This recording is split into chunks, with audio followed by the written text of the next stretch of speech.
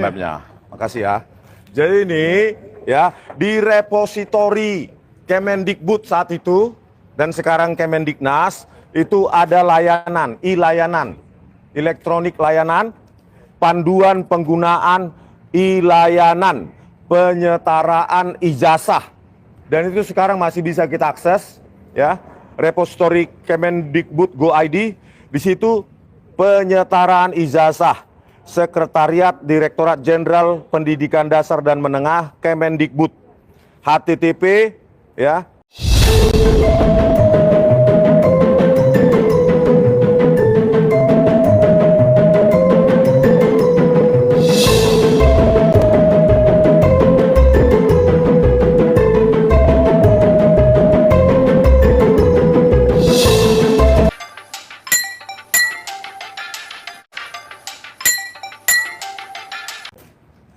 Oke, itu abang polisinya sudah datang. Kok yang datang polisi? Mau menjelaskan persyaratan.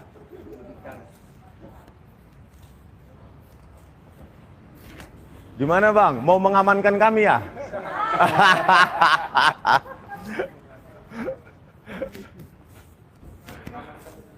Oke, sana ya, Kompas TV. Ya. Mana Bang Roy? Bang Roy telat. Oke, on the way. Oke.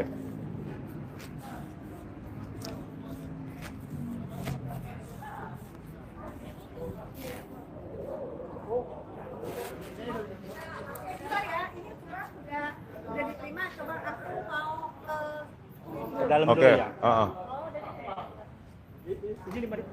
Oke. Mana tadi Kompas TV katanya sudah datang?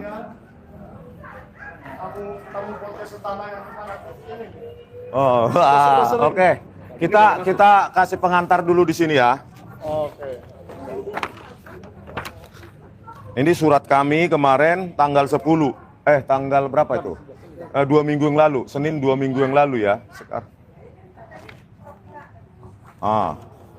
Ya, pemirsa. Oh, tolong Lek. Mapnya. Makasih ya.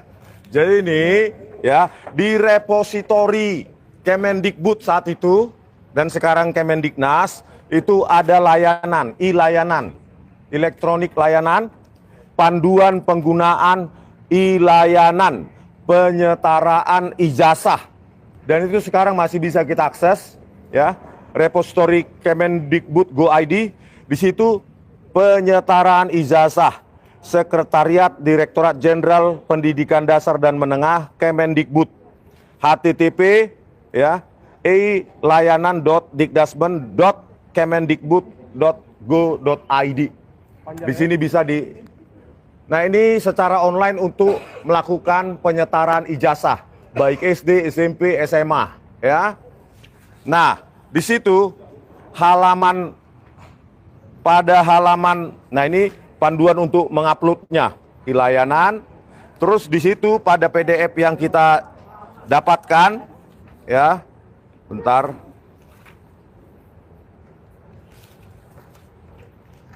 Oke, pada halaman 11 dari PDF itu ya, untuk menyetarakan ijazah, maka syaratnya ada A sampai J ya, 10 syarat. Mulai dari A, foto yang harus diupload, B, paspor, C, surat keterangan dari kedutaan besar, D, surat izin belajar, E, ijazah SMP untuk SMA dan SMK. Terus di sini F, ini yang paling fatal ya. Harus memiliki ijazah atau diploma itu ijazah juga ya dalam bahasa Inggris. Ijazah yang mau disetarakan itu harus punya. Jadi ini yang paling penting untuk penyetaraan ijazah. Di mana dia dalam hal ini Gibran harus memiliki ijazah SMA atau SMK di luar negeri yang sederajat, yang perlu disetarakan. Dan setelah kita jumpain sekretaris Ditjen Dikdasmen ya, Dr. Eko Susanto, Gibran tidak memiliki ijazah SMA atau SMK dari luar negeri. Jadi syarat mutlak yang harus ada ijazah tersebut tidak dimiliki oleh Gibran. Baru berikutnya syaratnya yang G, transkrip nilai, H, struktur kurikulum sekolah asal, I, akta kelahiran, J, ini juga tidak dimiliki oleh Gibran, yaitu raport 3 tahun terakhir. Sementara yang kita dapatkan jawaban dari Dr. Eko Susanto sebagai sekretaris Ditjen Dikdasmen, ya, Gibran hanya memiliki raport 2 tahun dari katanya kelas 10 dan kelas 11 dari Orchid Park Secondary School. Jadi dia hanya memiliki raport 2 tahun dan 1 sertifikat kursus UTS Insert. Bagaimana mungkin bisa disetarakan SMA atau SMK? Kenapa? Minimum dua tidak dipenuhi oleh Gibran, yaitu ijazah yang mau disetarakan tidak ada, ijazah SMA atau SMK luar negeri. Baru yang berikutnya yang J, yang kedua, raportnya hanya 2 tahun terakhir. Maka seharusnya ya surat keterangan tersebut harusnya tidak sah sesuai dengan persyaratan yang dimiliki, yang diwajibkan oleh Kemendikdasmen sendiri. Bagaimana mungkin mereka yang membuat syarat tapi mereka sendiri yang melanggar syarat tersebut. Oke, begitu. Jadi oleh karena itu, dalam surat kami 2 minggu lalu, kami meminta klarifikasi dari Ditjen Dikdasmen, ya, apakah benar surat keterangan penyetaraan ijazah SMK Gibran itu dikeluarkan oleh Ditjen Dikdasmen saat itu? Ya. Apakah benar dilakukan penyetaraan, modalnya apa saja dalam proses penyetaraan tersebut? Ternyata hanya 2 raport dari OPSS, Orchid Park Secondary School, dan 1 sertifikat kursus. Oleh karena itu kami meminta surat tersebut agar itu dikaji, ya. Kalau itu melanggar persyaratan yang harus ditempuh bagi seseorang untuk menyetarakan ijazah, maka tarik surat keterangan penyetaraan yang dikeluarkan oleh Ditjen Dikdasmen pada Agustus 2019 yang lalu. Ya, begitu. Kita meminta kepada Menteri Pendidikan Dasar dan Menengah, Bapak Profesor Abdul Mukti, jangan pernah takut, Pak, untuk menarik itu. Karena ini sudah nyata-nyata tidak dipenuhi oleh Gibran. Nyata-nyata sudah dilanggar oleh Gibran dan periksa dan hukum, ya, Sekretaris Ditjen Dikdasmen tahun 2019 yang menandatangani, yaitu Dr. Sutanto SHMA. Karena beliau menandatangani, memberikan surat keterangan penyetaraan, tetapi melanggar persyaratan yang mereka buat sendiri. Oleh karena itu, Pak Abdul Mukti, sebaiknya hari ini Bapak menerima kami, ya, untuk memberikan penjelasan sejelas-jelasnya, seterang-terangnya, sejujur-jujurnya kepada rakyat. Ya, agar kalau memang tidak ada prosedur yang dipatuhi, ada yang dilanggar di sini, item-item ini, maka cabutlah surat keterangan tersebut yang untuk Gibran. Terserah proses politik selanjutnya, saya tidak mau tahu dan saya tidak punya akses ke situ, tetapi itu harus dicabut dulu. Demi apa? Demi hukum dan demi keadilan. Jangan orang lain harus menempuh ini, semua persyaratan ini, tetapi Gibran tidak memenuhinya, tetapi diberi surat keterangan tersebut. Ya, jangan semua persyaratan itu dilanggar oleh keluarga Jokowi. Ya, karena kan ini syarat penyetaraan ini dipakai oleh Gibran dalam sebagai calon wali kota 2020 di Solo dan calon wakil presiden 2024 yang lalu. Ya, itu ya, karena ini tidak dipenuhi oleh Gibran, maka surat keterangan tersebut wajib dicabut sehingga Gibran tidak memenuhi syarat minimal sebagai calon wakil presiden yang diatur dalam Undang-Undang Pemilu, Undang-Undang Nomor 7 Tahun 2017 Pasal 169 huruf R. Ya, gitu. Ada yang menambahi, Bang? Aku boleh nambah. Ayo, Mbak. Ayo, Mbak. Yang kemarin datang ya, Bang Rizal aja dulu. Bang Rizal. Ya, saya ingin tambahan sedikit bahwa tadi telah disampaikan surat ke pihak kementerian, gitu kan. Kemudian juga diperkuat dengan surat-surat lain untuk bisa memberi penjelasan. Karena ini adalah proses surat menyurat itu bagian dari proses hukum, maka jawabannya harusnya adalah tertulis, gitu ya, untuk bisa menjadi dokumen hukum untuk proses-proses hukum berikutnya. Saya kira ini adalah kewajiban hukum dari pihak Kementerian Dikdasmen yang telah menerima surat-surat itu. Nah, kemudian juga sekarang kita akan mungkin berusaha mendapatkan keterangan lisan. Itu adalah satu tahap saja, gitu kan. Untuk yang kemudian harus diperkuat dengan tadi jawaban yang tertulis itu. Nah, salah satu poin pentingnya adalah bahwa pada waktu dia waktu Wapres dan waktu wali kota KPUD itu harusnya ada verifikasi. Kita perlu mendapat penjelasan juga dari pihak Kementerian Dikdasmen. Adakah KPUD dan KPU datang ke kementerian ini untuk memverifikasi surat keterangan yang telah dikeluarkan oleh kementerian? Nah, kalau tidak ada, berarti nanti terjadi masalah di KPU dan KPUD.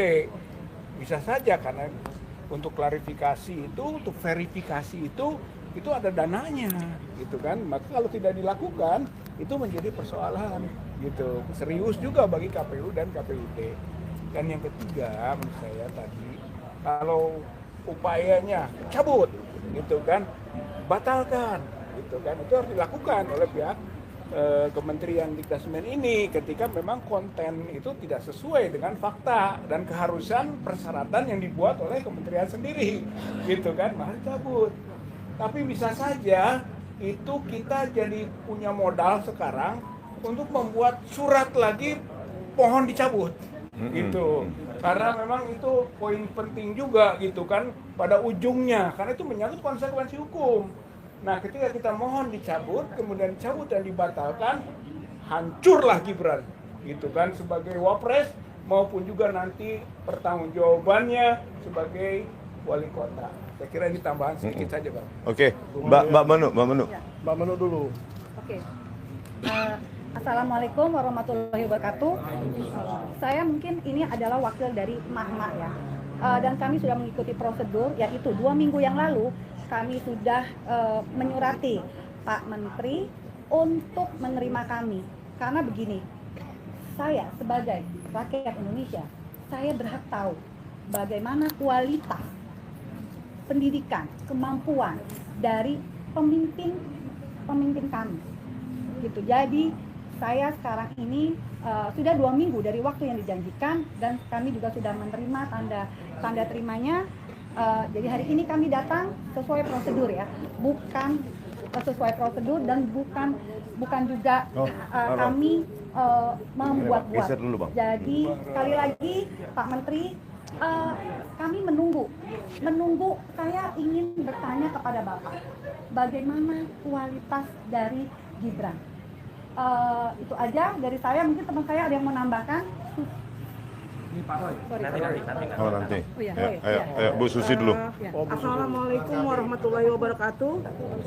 Selamat pagi. Alhamdulillah kemarin kami ARM sudah mengantarkan tembusan ke Bapak Presiden Republik Indonesia juga dengan KPU, sudah diterima dan sudah dibaca sepertinya. Dan saya dapat info dari E-News dan Sindo News bahwa para menteri dan ketua MPR sudah dipanggil Pak Presiden mengenai masalah Gibran, masalah ijazah Jokowi, masalah Gengsol dan lain sebagainya. Jadi ini ada suatu peningkatan kebahagiaan rakyat ya Pak semuanya. Istilahnya sudah ditindak dan dibaca surat rakyat untuk seluruh jajaran dan petinggi di Republik Indonesia ini. Jadi kami rakyat mengharapkan agar Gibran segera dimakzulkan karena dia tidak mempunyai ijazah. Dia hanya mempunyai surat keterangan setara SMK. Jadi sekali lagi kedaulatan harus rakyat yang megang. Terima kasih. Wassalamualaikum warahmatullahi wabarakatuh. Oke, saya tambahin dikit ya. Kalau para termul itu mengatakan ada motif politiknya, mereka memakzulkan Gibran. Kenapa enggak? Ya, kenapa enggak? Hanya kalian yang boleh punya motif politik. Saya bayar pajak, maka saya juga punya aspirasi politik, punya hak. Ya, itu jawaban untuk termul. Dan itu ya memakzulkan Gibran ini dijamin dalam Undang-Undang Dasar 45. Pasal 7A dan 7B. Ya, bayangkan dijamin oleh undang dasar kita tahun 1945. Kalau ya salah satunya adalah perbuatan tidak tercela. Dan bagi kami ya, ini adalah perbuatan tercela. Seseorang yang tidak punya ijazah SMA, tidak lulus SMA, mengaku-ngaku lulus SMA hanya karena punya raport cuma 2 tahun di Orchid Park Secondary School plus ijazah sertifikat kursus dari UTS Insert Sydney, kan tidak memenuhi ya dengan ini huruf J yang disyaratkan oleh Kemdikdasmen sendiri, harus ada raport 3 tahun terakhir, dan huruf F ijazah yang mau disetarakan. Sementara Gibran tidak punya ijazah SMA atau SMK dari luar negeri yang bisa disetarakan. Ya, jadi para termulai mengatakan, Rismond, RRT punya motif politik, jadi hanya kalian yang boleh.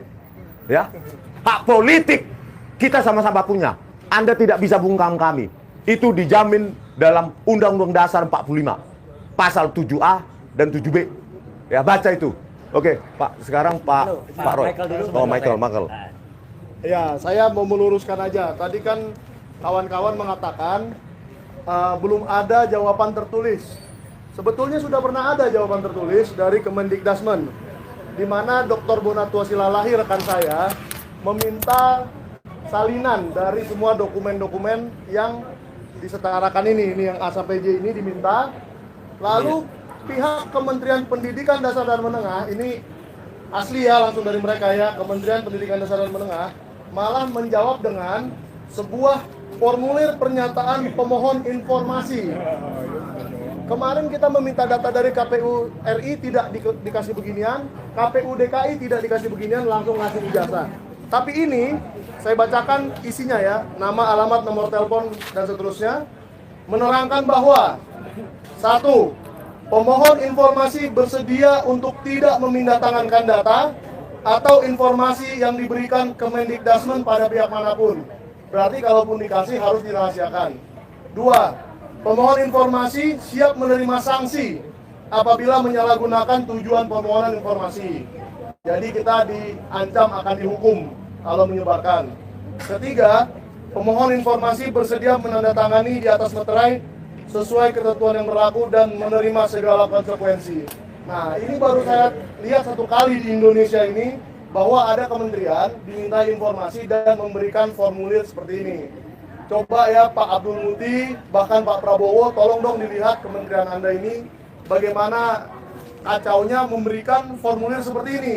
Saya nggak tahu, mungkin Pak Roy nanti bisa jawab di Menpora dulu, ada nggak yang memberikan seperti ini, bahwa kalau minta informasi harus menerima sanksi dan tidak boleh menyebarkan ke pihak manapun lagi. Jadi tolong ini dibereskan ya. Silakan Pak Roy. Zaman Nadim. Baik. Zaman Nadim ini ya. Terima kasih. Assalamualaikum warahmatullahi wabarakatuh. Ya, Kecil soalnya. Di leher aja. ya. Ya, jadi terima kasih atas kehadiran teman-teman semua, kehadiran media, kemudian teman YouTuber, dan juga Bang Rismond, Bang Michael, kemudian semua yang sudah bersama Pak Rizal Fadila juga, terutama juga adikku ya, saudari Menuk ya, yang sudah memimpin kegiatan hari ini. Jadi saya jelaskan begini, hari ini kita menegaskan bahwa apa yang telah dilakukan oleh saudara Gibran Raka Buming Raka ini adalah sebuah penipuan atau sebuah pemufakatan jahat. Saya nanti akan jelaskan pemufakatan jahatnya ada di mana. Kalau kita lihat di riwayat pendidikannya, ini dia ditulis dari SD SMP, meskipun SMP-nya ini kepala sekolahnya sudah memberitahu kalau ada kelulusannya, tapi mesti kita cek lagi ya, apakah benar dia lulus juga dari SMP Negeri 1 Surakarta ini. Karena kemudian di sini tertulis SMA Orchid Park Secondary School. Menurut data dari Prof. Zulfikar, seorang profesor ahli dari Nanyang University ya, Orchid Park Secondary School itu SMP plus 1 tahun, jadi bukan SMA. Jadi tidak benar kalau dia meluluskan atau dia lulus sekolah SMA di Orchid Park Secondary School. Tadi Bang Rismond juga sudah menyampaikan bahwa kami pada saat saya bertiga ini ya, 2 minggu yang lalu ketika masuk dan ditemui Sesdirjen itu mengatakan kalau ada 2 lembar raport ya, raport kelas 10 dan kelas 11. Itu mesti kita cek apakah benar, dan tidak boleh kalau hanya raport kelas 10 dan kelas 11 saja itu sudah bisa meluluskan. Karena di sini kemudian dia ingin ini curangnya, atau ini liciknya, atau ini jahatnya. Seolah-olah dia nggak mau ngambil UTS insert ya. Di sini tertulis 2004-2007.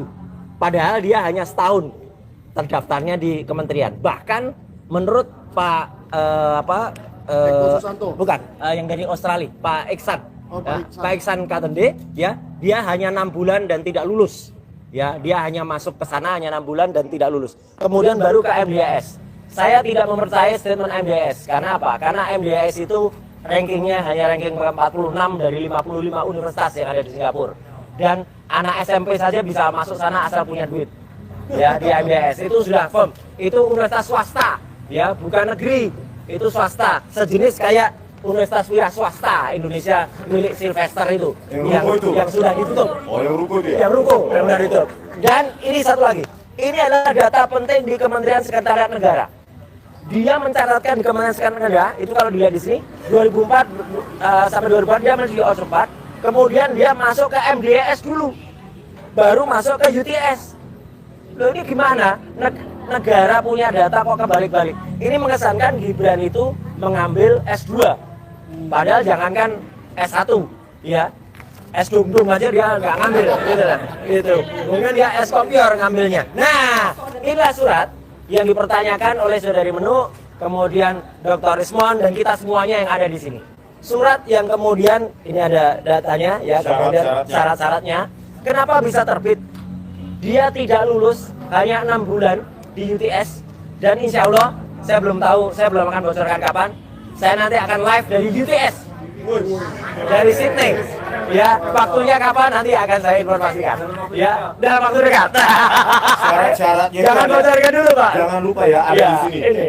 Repository. Ya. Ya, ini ya milik Kemdikbudrismen dan Ya. Tasmen. Dan Ya. ini ada syaratnya. Ada. Raport 3 tahun terakhir dan Betul. ijazah yang harus disetarakan. Nah, jadi ini tidak mungkin tiba-tiba dia dapat grade 12 dari UTS Insert dan ditandatangani oleh Pak Dr. Sutanto.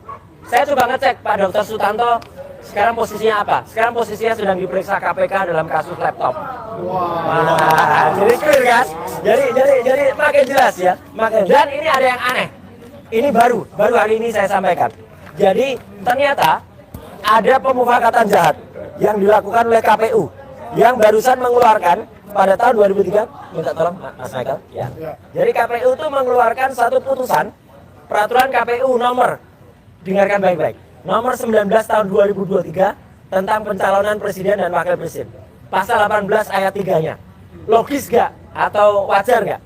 Bukti kelulusan sebagaimana dimaksud pada ayat 1 huruf M, itu artinya harus lulus SMA ya, Dr. Resmond, dikecualikan bagi calon presiden atau calon presiden yang tidak memiliki bukti kelulusan sekolah menengah atas dan sekolah asing di luar negeri. Dan telah memiliki bukti perguruan tinggi. Jadi ini pasal selundupan. Ya, sengaja untuk Gibran. Nggak boleh. Ini melanggar peraturan yang tadi sudah disebutkan oleh Dr. Resmond. Ini 2023. Nanti kita cari peraturan KPU nomor 19 tahun 2023. Sebelum ini digunakan letter mul, kita bongkar dulu nanti. Ya, gitu. Ini masih ada juga Ini masih ada. repositorinya. Ini masih ada. Supaya Termul bisa juga mendownloadnya, Ya. dibaca itu ya. Halaman 11 ya. Oke, jadi jelas ya teman-teman semua, Gibran itu tidak lulus SMA. Mau pakai baju SMA kayak gini aja dia nggak bisa, nggak boleh dia, ya, karena dia nggak lulus. Nah, ini punishment juga punya ini, ya. Wah, jahat sekali Pak. Iya. Ternyata 13 Oktober 2023. Berarti Menjelang sesaat setelah Pak Jokowi nelfon Pak Prabowo. Oh iya. Tolong ganti wakilnya Pak.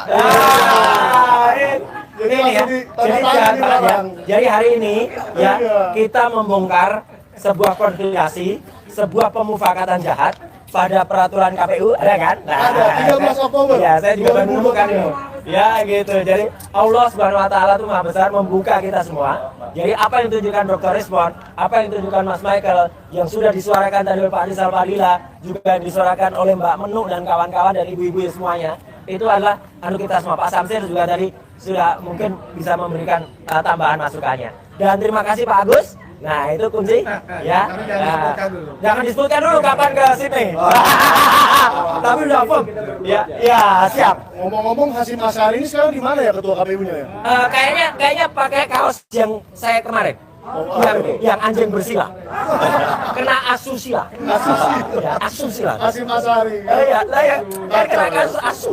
Memang kalau orang tak bermoral akhirnya memberikan peraturan tidak bermoral seperti ini. Ada tambahan lain? Oke, Pak Samsir silakan. Ya. Oke, baik. Pak Rizal. Assalamualaikum warahmatullahi wabarakatuh. Ya, tadi sudah disampaikan Pak Rismon, Ya. Pak Rizal, masuk juga Pak Michael ya. Ya. Tentunya penuh ya koordinator Ya, kegiatan ini. betul. Kita datang ke sini ini untuk yang ketiga kalinya ya. Siap. Tanggal pertama itu tanggal 26 September. Nah, kita kemudian lanjutkan dengan 1 Oktober kemarin menyerahkan surat itu. Jadi memang ya mungkin kedengaran tadi ya agak santai juga, Ya. tapi kita serius ini untuk membuktikan, mengungkap kalau sebenarnya wakil presiden kita sebenarnya punya ijazahnya, ijazah SMA yang jelas tidak punya, ada penyertaan. Tapi proses penyertaan ini apakah sudah sesuai? Karena biar gimana pun kita ini punya, dia itu wakil presiden, sehingga kalaupun sekarang yang kita lihat seperti sekarang ini sudah hampir 1 tahun. Dia mendampingi Pak Prabowo, itu boleh dibilang tidak ada kegiatan sama sekali. Bayangkan, kalaupun sebelum-sebelumnya wakil presiden itu punya peran, sekarang misalnya 1 peran aja lah, katakanlah masalah MBG aja misalnya ngawasi untuk kegiatan MBG yang memang program pemerintah ini. Ini tidak dia lakukan sama sekali, sehingga kita rugi besar sekarang ini. Jadi untuk itu ya kami datang sini sama-sama untuk mengungkap katakanlah yang sebenarnya. Sehingga untuk ke depan kita menjadi lebih mudah untuk memikirkan, untuk menjalankan maupun untuk memilih orang-orang yang lebih baik dari yang ada sekarang ini. Terima kasih. Assalamualaikum warahmatullahi wabarakatuh. Mungkin ada dari ibu-ibu. Ayo ibu. Udah. Atau dari Janis Yahaya. Sebentar, satu aja. Mikrofonnya. Ya. Ini dari mana? Dari Gerakan Akal Sehat Akal untuk sehat. Keadilan. Untuk keadilan. Gerakan Akal Sehat disingkat GAS. Gaski. Iya. Assalamualaikum warahmatullahi wabarakatuh. Waalaikumsalam. Di sini udah jelas ya kalau pernyataan Bang Roy Suryo, Pak Rismon itu sudah memperjelas kalau Gibran tidak memiliki ijazah, sudah sah. Jadi mau bukti apa lagi? Mau mungkir apa lagi? Sudah segeralah KPU, DPR, MPR, Pak Prabowo mazulkan Gibran. Karena memang sudah tidak layak, jangan sampai rakyat yang akan menepalkan Indonesia ini. Itu aja, segera bertindak lanjut. Jangan lagi tipu rakyat dengan bohong-bohong yang macam-macam. Sekian dari Ibu. Assalamualaikum warahmatullahi Terima kasih.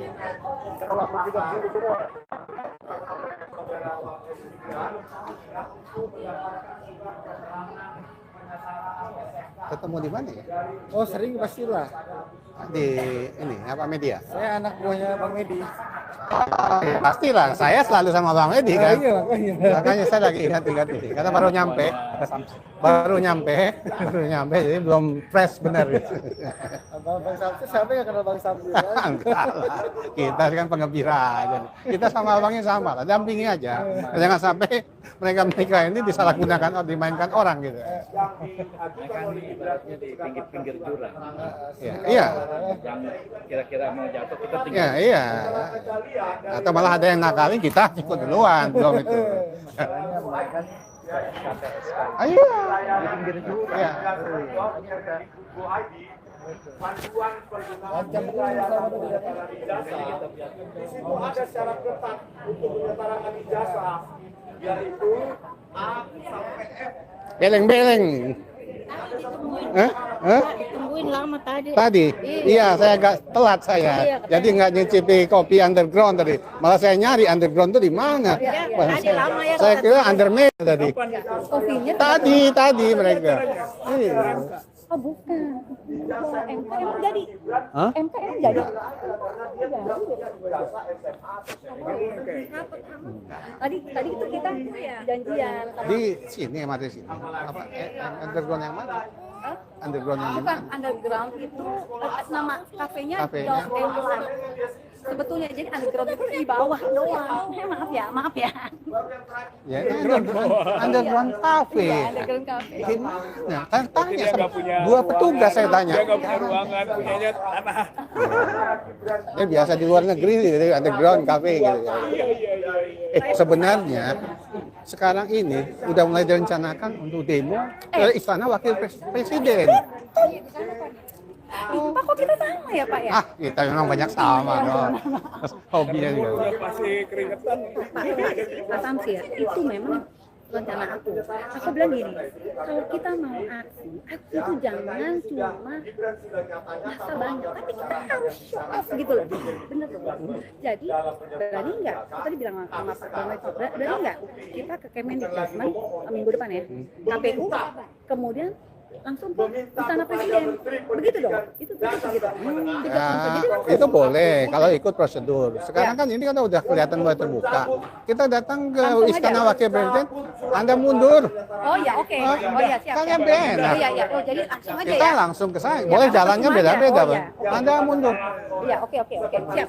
Itu kan ya, Ya. dia mentalnya beda sama bapaknya kan, Pak Rinda. Iya. Punya bukti dari Itu. Karena dia kan. lebih parah dia. Lebih parah. Makanya itu ucapannya Butet Kartarajasa, Iya. Jokowi itu memang mengorbankan anak-anak. Ini terbukti sekarang. baik para termurus maupun non termurus. Ya, karena ini ada di website di repository. Temenin dulu ya. Oke. Sebelum dihapus. Dari Bandung. Nah, saya lagi belum pulang dari Belum pulang. Ya. Temenin dulu.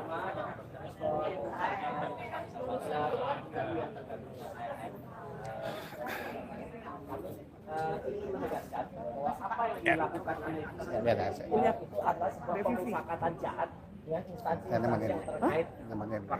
Iya. Terkait waktu itu adalah Kementerian Pendidikan waktu itu, KPU waktu itu dan lain sebagainya. Kan kita bongkar. Kenapa? Karena sejarahnya Gibran kalau tertulis dalam lembar riwayat pendidikan di KPU itu tertulis begini, di Orchard Park Convent School tahunnya 2002-2004. Padahal kami sudah mendapatkan data yang tadi disampaikan oleh Dr. Ismail. Di Orchard Park Convent School itu hanya ada 2 kelas ya yang kami dapatkan, 2 lembar rapor dan itu tidak cukup. Karena apa? Menurut data dari Profesor Sultikan, itu adalah seorang profesor di Nanyang University. Orchard Park Secondary School itu bukan SMA, itu SMP plus. Lulusnya hanya dia O level, ordinary level. Itu nggak bisa langsung masuk ke lagi. Dia harus masuk pendidikan lagi, A level atau junior college. Ya, jadi harus masuk ke level. Dan di sini dia seolah-olah masuk UTS 3 tahun. Mana ada UTS Insert 3 tahun? UTS Insert itu pathway. Pathway itu matrikulasi. Biasanya hanya 9 bulan atau 12 bulan. Dan menurut pengakuan Pak Iksan Katode, orang asli dari Indonesia yang sudah menjadi permanent resident di Sydney, yang mengantar Gibran sendiri dalam kendaraannya, Gibran mengaku tidak selesai ketika di UTS Insert ini. Jadi hanya 6 bulan. Dan di sini baru MDS. Saya terus terang menolak kalau keterangan dari MDS. MDS itu hanya institusi swasta, semacam universitas wira swasta Indonesia, kayak punyanya Sylvester yang juga ditutup itu. Ya, rankingnya hanya 46 dari 55. Bisa dibayangkan kan? Singapura yang sedemikian hebatnya, ranking MBS itu hanya 46 dari 55 dan tidak tercatat dalam ranking universitas dunia. Atau kalaupun pernah tercatat itu hanya ranking ke 17.000. Universitas di Papua saja itu 11.000 sekian. Ya, jadi luar biasa buruknya MBS itu. Ya, jadi kalau ada orang-orang ngaku lulusan sana, kita ketawain aja itu ya. Siapa itu yang bela-bela itu. Nah, kemudian ini penting, data di Kementerian Sekretariat Negara ini pun yang resmi begini, masih tercatat 2004-2007 MDS dulu, baru ke UTS. Loh kok bisa? Berarti S1 dulu baru matrikulasi.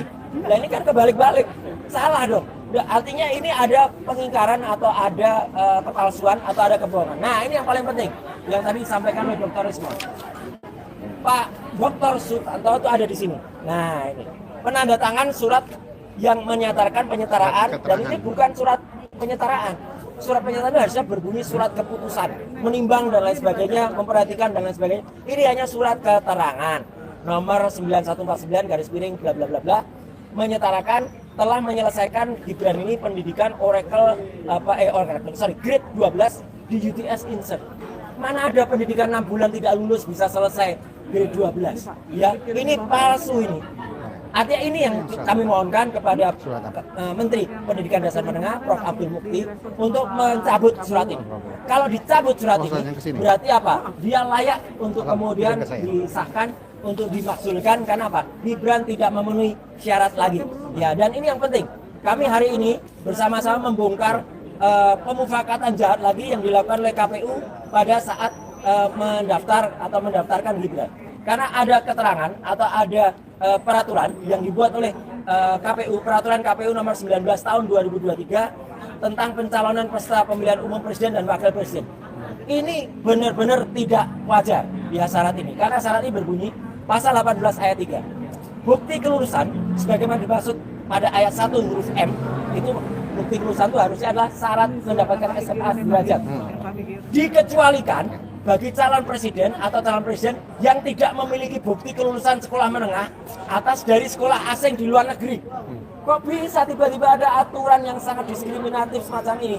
Ini jelas dibuat untuk seorang namanya Gibran Rakabuming Raka, yang setahun berikutnya itu baru dia daftar untuk kemudian masuk sebagai calon wakil presiden. Jadi ini melanggar aturan di atasnya, otomatis dia gugur peraturan KPU. Jadi ini sama seperti peraturan KPU nomor 731 yang kemudian kemarin dibatalkan karena itu menutup 16 syarat. Jadi sekali lagi, biar publik mengerti, biar rakyat mengerti, kehadiran kami itu untuk mempertahankan ya eksistensi lembaga-lembaga di Indonesia dan untuk menjaga marwah negara kesatuan Republik. Jangan mau kita dipimpin oleh seseorang yang tidak lulus SMA. Nah, SMA aja pakai baju ini aja nggak lulus, nggak bisa kok, gitu. Masa dia mau memimpin negara ini? Ya, gitu.